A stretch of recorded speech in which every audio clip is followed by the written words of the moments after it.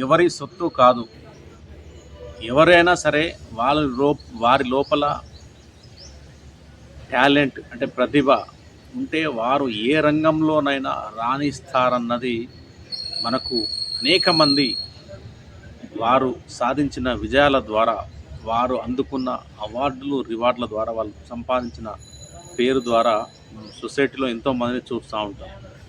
అయితే ఈ అంశాన్ని ఎందుకు ఈరోజు నేను తీసుకోవడం జరిగింది అంటే, మరి ఇటీవల కాలంలో మన తెలంగాణలో అంటే జానపద పాటలు మరి యూట్యూబ్ లోపల అంటే డిజిటల్ ప్లాట్ఫామ్ పైన మరి చాలామంది అంటే సింగింగ్ మీద ప్యాషన్ ఉండి కావచ్చు, డ్యాన్స్ పైన ప్యాషన్ ఉండి కావచ్చు, లేదంటే జానపద పాటలు అంటే లిరిక్స్ రాయడంలో ఆ, వాళ్ళు మంచి నైపుణ్యం కలిగి ఉన్న వాళ్ళు కావచ్చు. మరి చాలామంది అయితే వారి యొక్క అదృష్టాన్ని మరి యూట్యూబ్లో వాళ్ళు పరీక్షించుకుంటున్నారు. చాలామంది యూట్యూబ్ ద్వారా జానపద కళాకారులు అంటే సింగర్స్ కావచ్చు, డ్యాన్సర్స్ కావచ్చు, కళాకారులు కావచ్చు, ఎంతో పేరు ప్రఖ్యాతులు అయితే ఈ యూట్యూబ్ ఛానల్ ద్వారా తెచ్చుకుంటున్నారు. అయితే ఈ మధ్య కాలంలో మనం చూసినట్లయితే అతడు రాము రాథోడ్ అతడు రాసిన పాట అతడే పాడడం జరిగింది. దానికి కళ్యాణ్ కీస్ అనే ఒక పర్సన్ మ్యూజిక్ని అందించడం జరిగింది. శేఖర్ మాస్టర్ అనే అంటే సినిమాలో వేసే శేఖర్ మాస్టర్ కాదు, శేఖర్ వైరస్ అనే ఒక కొరియోగ్రాఫర్ ఈ పాటకు కొరియోగ్రఫీ చేయడం జరిగింది. రాము రాథోడ్ అద్భుతమైన స్టెప్పులు, అద్భుతమైన డ్యాన్స్ పర్ఫార్మెన్స్ ఈ పాటకి ఇవ్వడం జరిగింది. ఇప్పటికే మీకు అర్థమై ఉంటుంది ఏ పాట. రాను బొంబాయికి రాను అనే ఒక పాట ఎంత ప్రాచుర్యం పొందిందంటే నిజంగా జానపద పాటల్లో అంటే ఎక్కువ మొదటి స్థానంలో నిలిచింది, ఎక్కువ వ్యూస్ ఇప్పటి వరకు తీసుకున్నట్లయితే. బట్ వరల్డ్ వైడ్గా ఈ పాట 500 మిలియన్లు దాటిపోయింది. అంటే ఎవరు అందుకోలేనంత రెమ్యూనరేషను, ఎవరు అందుకోలేనంత డబ్బు మరి రాము రాథోడ్ ఈ ఒక్క పాటకు అందుకోవడం జరిగింది. దాదాపు 1,50,00,000 అంటే 1,50,00,000 రూపాయలు మరి యూట్యూబ్ ద్వారా ఇతడు సంపాదించడం జరిగింది. చాలామంది మరి ఇతను చూసి ఇన్స్పైర్ అయ్యారు. అంటే ఇతను కూడా పెద్ద వయసేం కాదు, చిన్న వయసు, నాకు తెలిసి 30 లోపే ఉంటుంది ఇతని వయసు.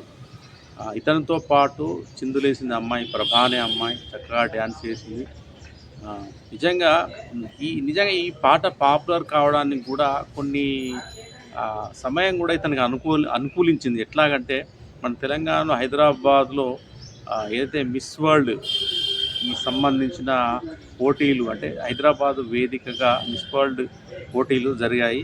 అంటే ఈ పోటీల్లో మరి వరల్డ్ వైడ్ అంటే ప్రపంచవ్యాప్తంగా ఉన్న సుందరిమలు దాదాపు 150 మందికి పైగా మరి హైదరాబాద్ ఈ ప్రోగ్రాంలో పార్టిసిపేట్ జరిగింది. ఈ పాటను కూడా పలు వేదికలపైన ప్లే చేయడం జరిగింది ఈ పాటను. అప్పుడు చాలామంది అంటే ఇతర దేశాల నుంచి వచ్చిన ఎవరైతే కంటెస్టెంట్స్ అంటే సుందరిమణులు ఈ పాటలకు నృత్యం చేయడం జరిగింది, డ్యాన్స్ చేయడం జరిగింది. అయితే ఈ విదేశీ వనితలను కూడా ఈ పాట చాలా ఆకట్టుకుంది. అయితే వాళ్ళ దేశాలకు వెళ్ళిన తర్వాత కూడా ఈ పాటలను ప్లే చేయడం, ఒక డ్యాన్స్ చేయడం, సరదాగా ఈ పాటలు వింటూ ఎంజాయ్ చేయడం అనేది జరిగింది. అట్లా ఈ పాట అంటే వరల్డ్ వైడ్గా చాలా ప్రాచుర్యం పొందడం, పాపులారిటీని సంపాదించడం జరిగింది. దీంతో ఈ పాట మరి అంటే మొత్తం మన తెలుగు రాష్ట్రాల్లోనే కాకుండా మరి ప్రపంచవ్యాప్తంగా ఉన్న తెలుగు వారిని సైతం చాలా ఆకట్టుకుంది ఈ పాట. మన రాష్ట్రాల్లో ఎక్కడ ఏ ఫంక్షన్ అయినా సరే, వినాయక చవితి కావచ్చు, ఇతరత్ర ఇంట్లో జరిగే ఫంక్షన్స్ కావచ్చు, పెళ్ళిళ్ళు కావచ్చు, బర్త్డే పార్టీలు కావచ్చు, సినిమాకి సంబంధించిన ఈవెంట్స్ కావచ్చు, ఎక్కడ ఈవెంట్లో చూసినా ఖచ్చితంగా రాను బొంబాయికి రాను అనే పాట ఖచ్చితంగా ఉంటుంది. ప్రతి ఇంట్లో కూడా ప్రతి ఒక్కరూ సరదాగా కొంత కాలక్షేపం చేయడానికి, వారు వినోదాన్ని పొందడానికి కూడా మరి ఇంట్లో మొబైల్లో కావచ్చు, లేదంటే ల్యాప్టాప్లో కావచ్చు, లేదా టీవీ కనెక్ట్ చేసి కావచ్చు ఈ పాటను ఎంతోమంది అయితే విన్నారు. నిజంగా రాము రాథోడ్ వెరీ టాలెంటెడ్ అని చెప్పాలి. అంటే ఏదైతే టాలెంట్ అనేది ఎవడి అబ్బసొత్తు కాదు, ఎవరికైనా టాలెంట్ ఉంటుంది. ఆ టాలెంట్ ఉన్నది ఖచ్చితంగా ఈ సమాజం అనేది గౌరవిస్తుంది. సెలబ్రిటీస్ కావచ్చు, సినిమా వాళ్ళు కావచ్చు, ఇతర ఎవరైనా కావచ్చు, వాళ్ళను ఆదరించే అవకాశాలు ఎక్కువ ఉంటాయి.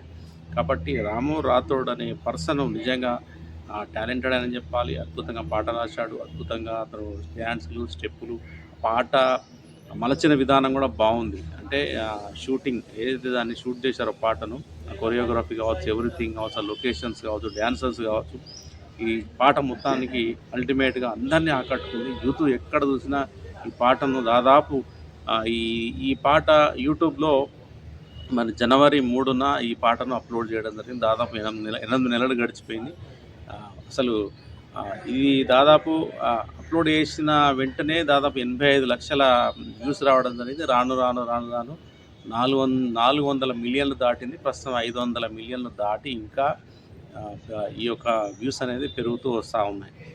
అయితే ఇతని యొక్క టాలెంట్‌ని గుర్తించిన బిగ్ బాస్ యాజమాన్యం, బిగ్ బాస్ మేనేజ్మెంట్ కూడా అతన్ని పిలిచి బిగ్ బాస్‌లో కూడా అవకాశం ఇవ్వడం జరిగింది. బిగ్ బాస్ కంటెస్టెంట్‌గా రాము రాథోడ్ ప్రస్తుతం పార్టిసిపేట్ చేస్తున్నాడు. అందులో చెప్పలేం, ఒకవేళ అతను బాగా బిగ్ బాస్‌లో రాణించగలిగితే, బాగా కంటెస్ట్ చేయగలిగితే, బాగా పర్ఫార్మెన్స్ చేయగలిగితే మరి ప్రేక్షకులు కూడా అతన్ని ఆదరించే అవకాశం ఉంటుంది. కాబట్టి అతడు బిగ్ బాస్ విన్నర్ కూడా అయితే కావచ్చు. కాకపోతే అవుతాడా లేదా అన్నది మనకి టైం ఉంది కాబట్టి మరి ప్రేక్షకులు ఎలాంటి నిర్ణయం తీసుకుంటారో, ఎలాంటి తీర్పిస్తారు అన్నది మనం వెయిట్ చూడాలి. మొత్తానికి నేను ఇది ఎందుకు చెప్పడం జరిగిందంటే, టాలెంట్ అనేది ఎవడి అబ్బసొత్తు కాదు. ఎవరైనా టాలెంట్ ఉన్న వాళ్ళు పైకి రావచ్చు ఏ రంగంలోనైనా అని చెప్పడానికి ఒక రాము రాథోడ్‌ను ఒక ఉదాహరణగా తీసుకొని నేను ప్రస్తుతం చెప్పడం జరిగింది. అయితే ఇప్పటివరకు నా ఛానల్‌ని సబ్స్క్రైబ్ చేయని వారు దయచేసి సబ్స్క్రైబ్ చేయగలరు. Thank you.